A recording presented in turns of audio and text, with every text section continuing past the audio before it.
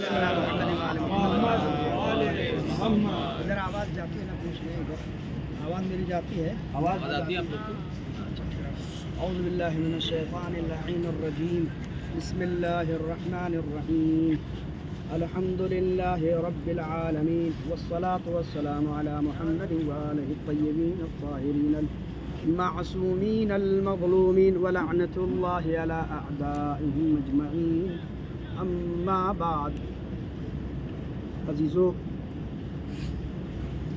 جہاں پہ ہم لوگ کھڑے ہوئے ہیں یہ وہ مقام ہے جس کو مسجد سہلا کہتے ہیں. کیا؟ مسجد السہلا. اس مسجد کا نام السہلا کیوں پڑا؟ تاریخ میں ملتا ہے اس مسجد کا سہلا اس وجہ سے پڑا کہ مسجد کے اندر نماز، دعا، استغفار بڑی آسانی سے قبول ہو جاتی ہے.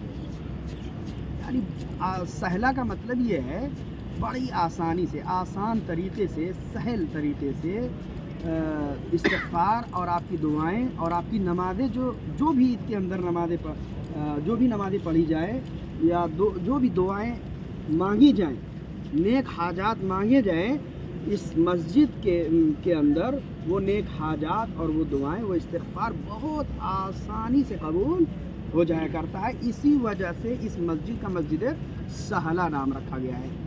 یہ مسجد سہلا تقریباً تاریخ میں آیا ہے کہ 2000 نبیوں نے یہاں پر مقام حاصل کیا ہے. 2000 نبی اور 2000 اوصیاء النبی کے یہاں پر تشریف لائے ہیں، یہاں پر نمازیں پڑھی ہیں 2000.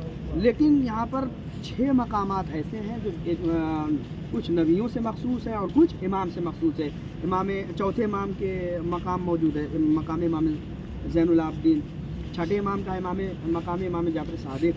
اور 12ویں امام کا مقام ہے مقام امام زمانہ عجل اللہ. اللہم صلی علی محمد و آل محمد. اس مسجد کی فضیلت میں یہی کافی ہے اور یہی کہنا کافی ہے کہ شب بدھ یعنی منگل، جس دن ہم لوگ دعائے توسل پڑھتے ہیں، اس دن تاریخ میں ملتا ہے کہ اس مسجد میں امام زمانہ تشریف لاتے ہیں.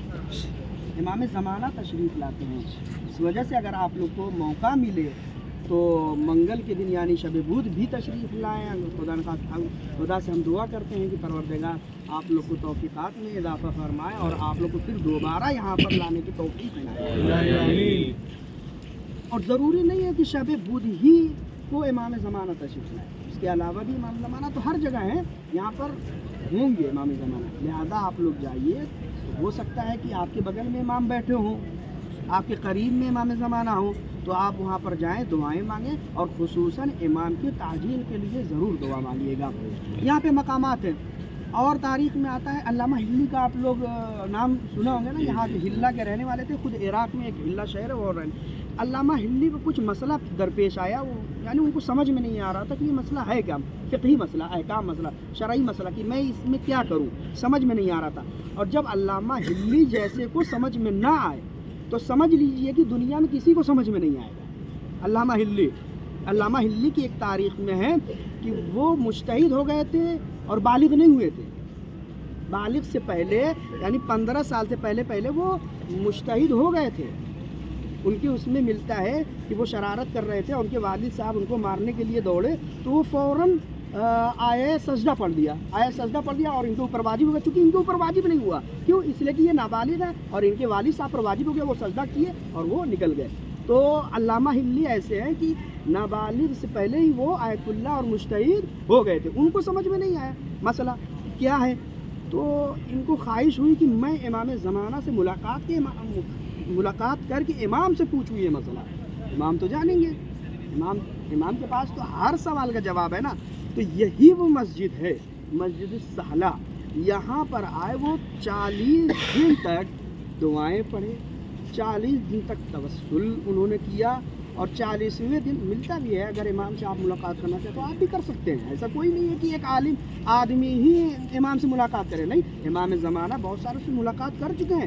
اور یہ بھی ضروری نہیں کہ ہم تشیع میں سے ہی ملاقات کریں، نہیں. ایک شیعہ فرقے سے ہٹ کے بھی ملاقات کر سکتے ہیں امام زمانہ. इमाम ज़माना, अगर उसके अखलाक और किरदार सही है तो।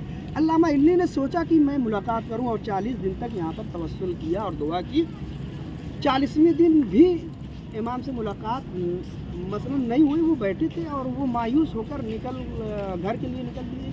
हो सकता है कि मैं बहुत गुनहगार हूँ और इमाम मिलना नहीं चाहते। वो अभी दरवाजे तक पहुँचे थे कि एक शख्स आया और पूछ रहा है कि क्या हुआ अल्लामा इल्ली, आप बताएं क्या मसला है, क्यों मायूस खड़े हुए, क्यों चेहरा उतरा हुआ है। अल्लामा इल्ली ने कहा नहीं कोई बात नहीं। शख्स ने कहा नहीं नहीं बताएं क्या मसला है, कोई मसला हो तो बताएं। कहे नहीं आप नहीं बता पाएंगे। मैंने कहा नहीं बताएं क्या मसला है। तो अल्लामा इल्ली ने उस मसले को बताया कि मैं समझ नहीं पा रहा हूँ। तो उस शख्स ने जवाब दिया और बेहतरीन तरीके से जवाब दिया और जवाब देकर वो थोड़ी दूर चल के गायब हो गए। फिर अल्लामा इल्ली मुड़कर देखते हैं कि ये वो शख्स है कि जो मेरा इमाम था। तो इमाम भी किसी से मिलते हैं तो वो बता कर नहीं मिलते कि मैं इमाम ज़माना हूँ, और अगर दुनिया में कोई भी कहे कि मैं इमाम ज़माना से मुलाकात किया हूँ तो वो सबसे बड़ा झूठा है। तारीख में आया है इमाम कभी बताते हैं नहीं है, और जिससे मुलाकात करते हैं उससे भी कह देते हैं कि किसी को बताना नहीं है। लिहाजा अगर कोई अलल ऐलान कहे कि मैं इमाम ज़माना से मिला हूँ तो वो झूठा है। तो ये वो मस्जिद की फजीलत है कि यहाँ इमाम हर हफ्ते तशरीफ़ लाते हैं, और अगर इमाम से मुलाकात करने की ख्वाहिश भी हो किसी को तो ये मस्जिद इमाम ज़माना से मुलाकात करा सकती है। यहाँ पर कुछ आमाल है, अगर आप लोग आमाल करने के ख्वाहिशमंद होंगे तो मैं आमाल तकरीबन 20 मिनट लगेगा, मैं आमाल करा दूँगा। उससे पहले इस मस्जिद में दाखिल होने से पहले कुछ दुआएँ हैं, उन दुआओं को पढ़ते हैं। उसको बोलते हैं क्या इज़्न दुआ, दुआए इज़्न पढ़ते हैं।